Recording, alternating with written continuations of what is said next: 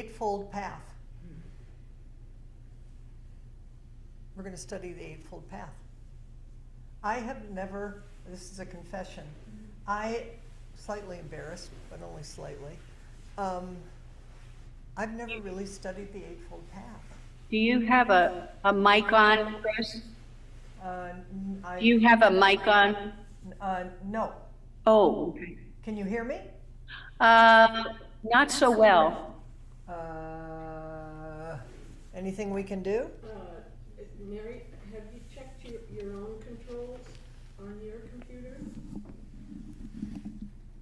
Are others okay hearing me, or so? Yeah. It's okay? Okay. I just turned it. Okay.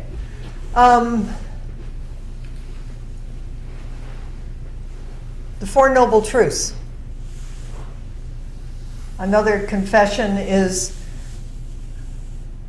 maybe it's just me, but I don't think there's so much emphasis in Zen on kind of the fundamentals. We kind of go to Zazen and we go to Bodhisattva vows, and there's wonderful sutras, and I love all that stuff.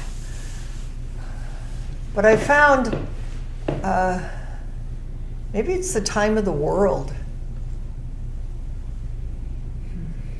Maybe it's my age. Who knows what it is? But I just think that Four Noble Truths are the most beautiful things in the whole world, and it's what that's the first thing the Buddha taught. And my understanding is that when he sat down under the Bodhi tree and had the experience of awakening, what he expressed was, it's inexplicable. How am I ever going to tell anybody? There's no way to put this into words, which is really the truth of it. But then Indra and all the gods and everybody came and said, Buddha, come on. You sat down with and for all beings, so it's like give it a try. So the Four Noble Truths was the way that he gave it to us in the most beautiful, simple way. And I want to go over that today. But the fourth of the Four Noble Truths is the Eightfold Path. It's the doing of it. It's the living of it. And the way that I have incorporated it in myself is I think, those are the Bodhisattva vows. They are the Bodhisattva vows. It's the living of it. But the Bodhisattva vows don't exactly give you the how-tos. And maybe it's, again, the time in the world. I think we need some how-tos. I think we kind of need to get down on the ground of, let's be as practical as we can here. Let's help ourselves wake up in the particulars of how to be here as a bodhisattva with and for all beings. So I'm going to start with, the two texts that I'm going to use is, and I brought this here before, but I want to bring it again, because if you were going to get one book of just fundamental Buddhist teachings that you could have in your library, The Heart of the Buddha's Teachings, Transforming Suffering into Peace, Joy, and Liberation by Thich Nhat Hanh, is just a really dependable, deeply understood exposition of the Buddha's basic teachings. The other, which I'm really happy to find, The Eightfold Path, which is edited by Jiko Cheryl Wolfer with an introduction by Bakur and Judith Ragir. And it's all writings by Zen women. It's commentaries by Zen women on the Eightfold Path. So that seems like a really helpful bridge for us, and I'll want to say a little bit more about that. But I'm going to start with really simply from Thich Nhat Hanh. The Noble Eightfold Path.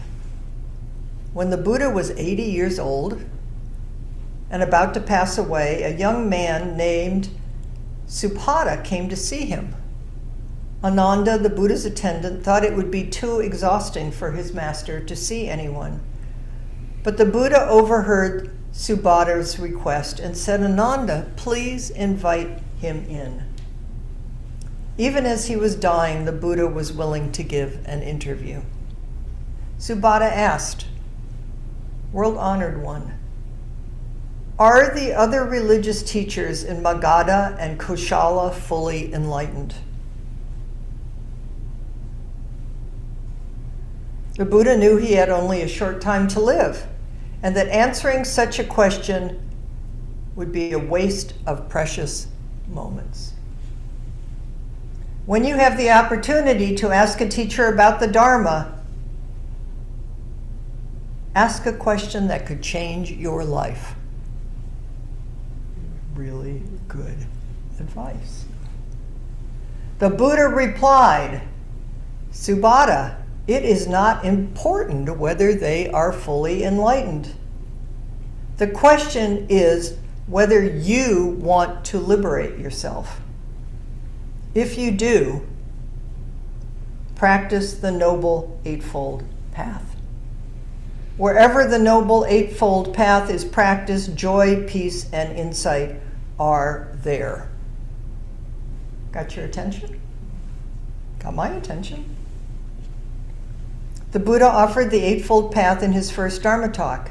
He continued to teach the Eightfold Path for 45 years, and in his last Dharma talk spoken to Subhada, he offered the Noble Eightfold Path. Right view, right thinking, right speech, right action, right livelihood, right diligence, right mindfulness, and right concentration. Arya Ashtingika Marga, a noble path of 8 limbs, suggests the interbeing nature of these 8 elements of the path. Each limb contains all the other 7. Please use your intelligence to apply the elements of the Noble Eightfold Path in your daily life. So Thich Nhat Hanh too says, pay attention. This is important.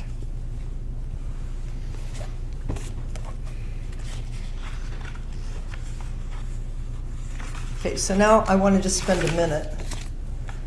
This particular book, it's the 3rd in a series of Zen women who have compiled teaching specifically by women. And I thought it's interesting to say, to read why they said that.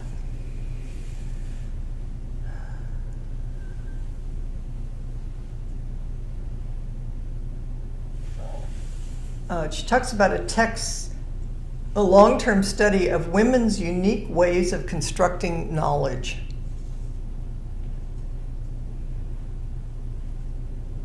And reading it, she felt validated for the first time for my unique way of knowing, which until that moment had often been criticized as illogical. It's taken me a whole life to get in the center of my illogical way of thinking, which I now think is intuitive and open and felt. And anyway, women tend to rely more often on intuitive and experiential knowing rather than linear, structured intellectual knowledge, and prefer working in relational collaboration as opposed to rigid hierarchical structures. Women's ways of knowing work well in Zen practice, which advocates going beyond thought to the unknown of mind-to-mind transmission. So I'm expecting that these writings by women teachers will have a slightly different flavor to them. And because most of the texts and commentaries that have been passed down through the ages, what has arrived to us, have been written by men, and they're beautiful, it feels nice to bring forward women's teachings. So this is written by a woman in the preface. The Buddha's foundational teaching of the Eightfold Path delineates the fundamental guidelines for anyone who contemplates embarking on a pilgrimage of the Buddha way, or indeed any spiritual path. You don't have to be a Buddhist to do this. This is like a human being path. This is like a waking up path. This is like the path of kindness and goodness. It provides a trailhead, a starting point from which to engage the practice of the Buddha's teachings. For the Buddha way is a practice. It's not a philosophy. Buddha never meant it as a philosophy. Buddha never systematized, as I understand it, anything. His responses were always to a particular person in a particular time. It's like, what was the appropriate response in this moment? And then later, of course, it got systematized, and then like everything, things get a little dogmatic, and then there's a little, there's a little of this and a little of that. But it always is showing up in the moment. How do we do this? How do we create peace and harmony right here? The Buddha way is a practice, not a set of prescriptions. As such, it must be actualized with the body and mind in this moment to be fully known. Body, we're back to body. We keep coming back to body. In his commentary on the Heart Sutra, I thought this was a good thing to bring forward, given we just did the Heart Sutra. Red Pine, speaking of the early Buddhists, says, the Buddhist teachings were referred to as a system of training. Thus, Buddhism is better understood as a skill or an art to be practiced and perfected rather than as information or knowledge to be learned and amassed. Simply reading a description of the path will not provide that experience. To internalize and embody the Dharma, the teachings must be put into practice in this world of dissatisfaction.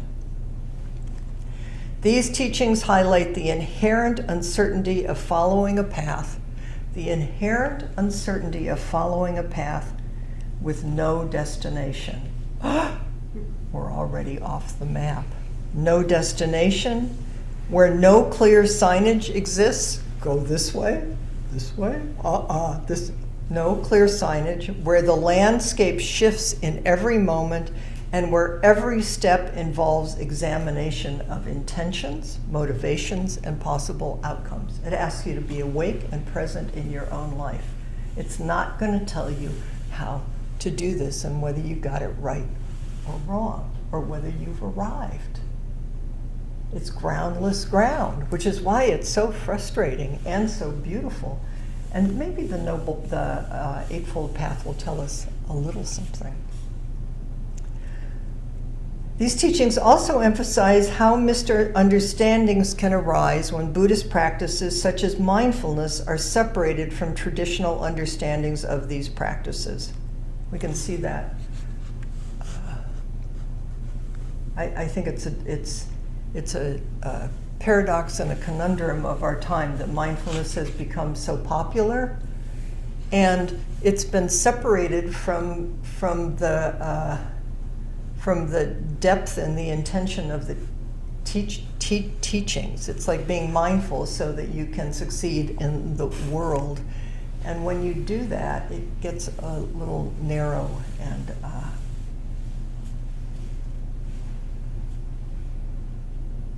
less heartful.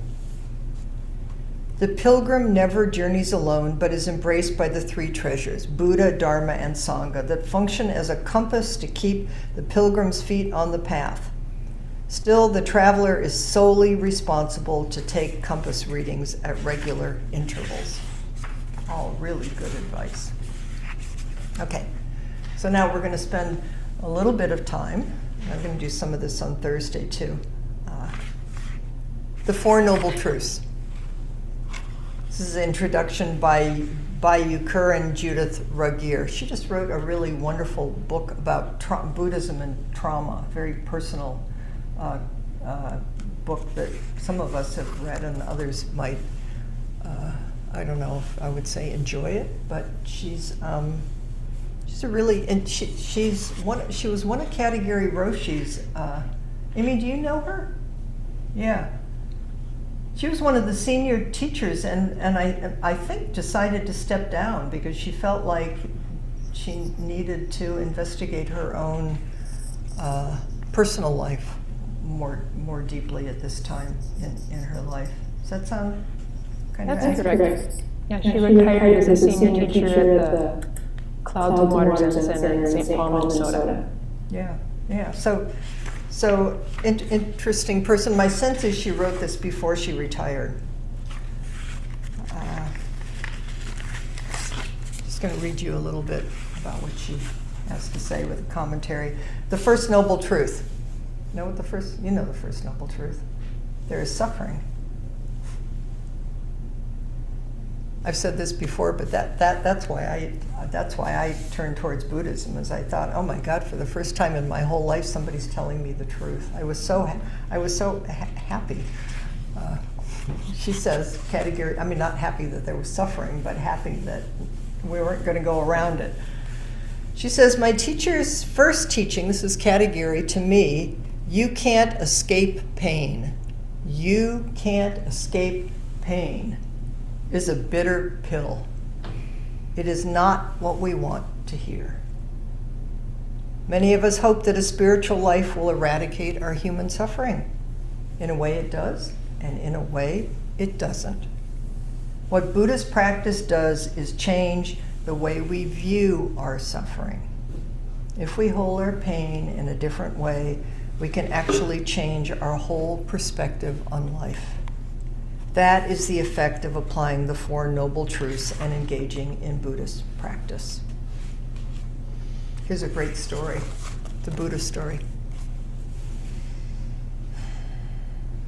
A farmer came to the Buddha and laid out all his problems. The farmer hoped the Buddha, a wise man, would help him resolve some of his problems. The Buddha said, I can't help you.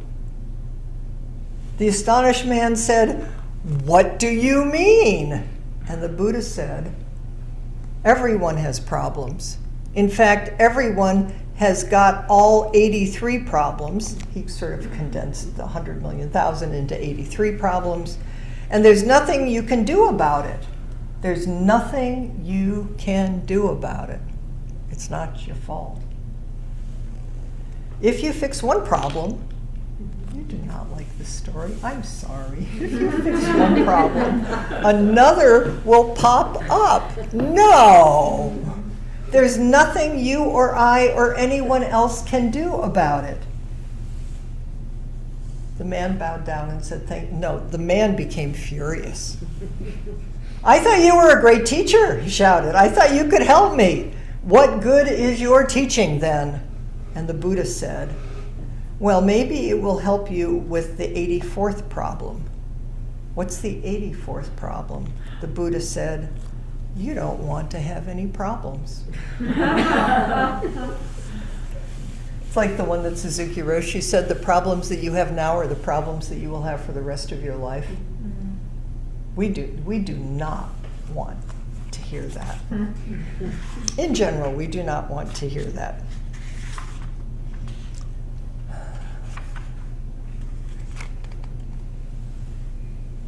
Katagiri says, suffering is not merely suffering as opposed to pleasure. Suffering is a holy truth. This means that it is one aspect of human life from which no one can escape. It is completely beyond what one likes or dislikes. You have to face it directly because your life is right in the midst of suffering. Directly facing the suffering as it is to be free of the suffering. It is an opportunity to touch the core of human life. It is the total acceptance of suffering. So it's the opportunity to touch the core of human life, and my feeling was it's the opportunity to touch the deepest heart of human life, and the deepest heart of sadness, and the deepest heart of love. It's like, you don't want to skip it. But we tend to personalize. We just want it to go away.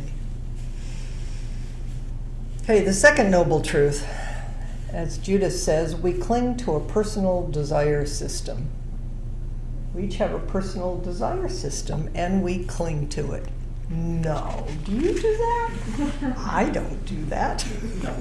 Yes, we do. You should study it. Dogen says, study the self intimately. Many things she says, but the 8 worldly winds are one way to think about this. Forms of duality, what we go back and forth in. Pleasure and pain, gain and loss, success and failure, praise and blame. Equanimity. is may I be at peace with the ups and downs of life. May I be at peace with the ups and downs of life. This is, in case you haven't noticed, ongoing practice.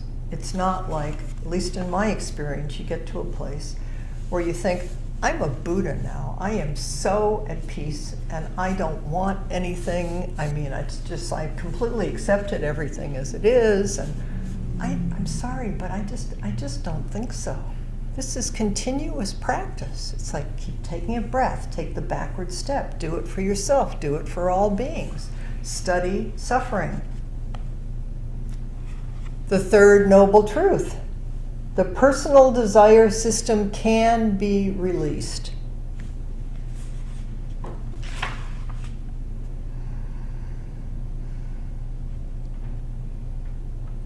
Katagiri Roshi says, Zen is a practice of action. Sometimes people think that Zen practice is a bridge between suffering and happiness. We practice first and then we will be happy. But practice and happiness are not separate. Practice is not a bridge. Practice itself is joy. Practicing egolessness doesn't mean that you destroy yourself and then something changes in the future. It means that egolessness, selflessness, comes up simultaneously with the activity of practice itself. The practice of subject and object merged into the present activity encourages us to let go of our interpretations. Grief becomes just grief. Loss becomes loss, and we have the comfort of holding them with universal perspective. We just sit the self down in the lap of the Buddha over and over. Oh, here's another good story, but anyway. Now we finally get to the Eightfold Path. So I'm just going to give you a tintillation. The fourth noble truth: the three bases living the Eightfold Path to well-being. So Gretchen, you want to do a screen share here, and maybe you guys can see it up there. Judith constructed this in a way that is a little different. The core of the Eightfold Path is the three bases: wisdom, prajna, concentration, samadhi, and ethics, sila. Sometimes called a stool, and you need all three. Oh, here she says it's like a stool. All three legs of the stool have to be stable and strong enough for the stool to work as a seat. Our spiritual life is the same. In fact, I think the three bases is one of the most important teachings for 21st century Buddhism. If we understand them, our practice will be integrated. So here, if we look at prajna, wisdom, which is right view and right intention. If we look at samadhi, concentration, right mindfulness and right concentration. Excuse me, did I say prajna was right view and right intention or thought? Sila, which is ethics, right speech, right action or behavior, and right livelihood, which is the precepts. And then she puts in the middle, which isn't where you usually put it, is right effort is right in the center, not too tight and not too loose. So it's the practice, and the effort is normally, I think right effort would be put under, where would it be put? Probably would be put under right samadhi, right mindfulness, right concentration, right effort. I woke up from a dream decades ago, and my dream was singing in my head as I woke up, not too tight and not too loose. Not too tight and not too loose. What is the achievement of samadhis and meditative states if they are not imbued of wisdom? How does wisdom serve us if it doesn't penetrate through our behavior? The purpose of a spiritual life is to align our action with our understanding. Our ordinary actions in life must show change for the practice of Buddhism to be beneficial. It is how we become better human beings. Okay, so we have, I think we can take that down for now, Gretchen, and we'll come back. So here's, I'm going to seed this, not too tight and not too loose, and then we'll divide into groups for a few minutes. To deepen our understanding of the Eightfold Path, we have to explore the word right. Like, what is this right view, right intention, right? It is not right as opposed to wrong in a dualistic way of thinking. It is not good or bad because there is no solid, unchanging definition of good or bad.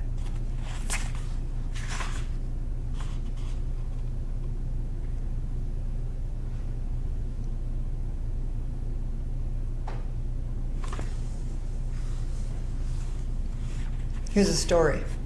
In a village, a farmer's horse runs off. Do you know the story? The villagers say, "Oh, too bad you've lost your horse." I love this story. A while later, the horse comes back, accompanied by a herd of wild horses. The villagers say to the farmer, "Oh, how lucky you are. You now have a herd of horses." The farmer's son then tries to ride one of the untamed horses and breaks his leg, and the villagers say, "Oh, too bad. I'm so sorry." Next, the army comes to town, recruiting all the young men, but the farmer's son is passed over because he has broken his leg. All the villagers say, "Oh, what good luck you have." In the ever-changing circumstances of life, who knows what is good and what is bad? Do you ever remind yourself of that? Oh, this is bad. Oh, this is good. But what I thought was bad 10 years ago, now I think, wow, if that hadn't happened, I wouldn't know what I know right now. And you think, oh, this is good, and it's good, but then it turns into something else. It's moving and changing, but we do it all the time. So here's my question for you, and we'll have about 15 minutes. We can divide into, looks like groups of 4 and 3, and we'll put people